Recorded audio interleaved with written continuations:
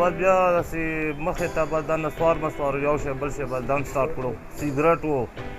یو شی بل شی سټارټ شو خو په ټایم کې داسې ډېره سختي نه وه نو داسې بس ټکه ټوکه وسره د هغه کار هم کولو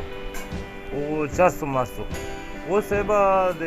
د انضمام په وجه باندې او حالات لږ سخت شول ډېر نو مخکې جام بازار کې وو د شي نه د چرسونه مرسونه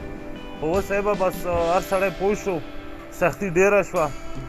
او انضمام هم داسې و څه بس حالات داسې شول نو اوس بس د چرسونو کوم دوکانونه چې دي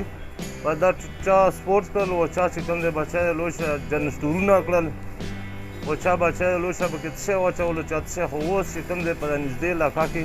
دا شیونه بیخي ختم شول इसमें कन्वर्ट हुए ये तकरीबन स्पोर्ट्स का सामान कोई बेच रहा है, कोई PCO बना रहा है अपनी दुकानों से। और इसकी वजह ज़्यादातर ये है कि यहाँ पर एजुकेशन भी बढ़ गई है और ये इंतज़ाम के साथ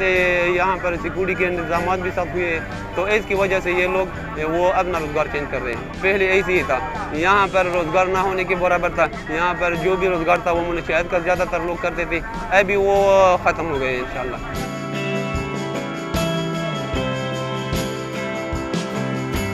पुलिस ने टेक ओवर किया यहाँ पे, तो हमने जो है वो मंशियात के ख़िलाफ़ एक जंग, एक मुहिम का आगाज़ किया और उस मुहिम में हमने मुख्तलिफ़ खैबर के तहसीलों और जगहों पर छापे मारे,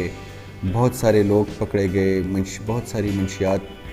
रिकवर हुई। लोगों में भी ये शऊर आया है कि एक कबायली निज़ाम था जिसको हम इलाका गैर कहते थे और जहाँ पे पाकिस्तान का कानून लागू नहीं था, वो ख़त्म हो चुका है और उनको वो आज़ादी अब नहीं मिल सकती जो जम होने से पहले थी।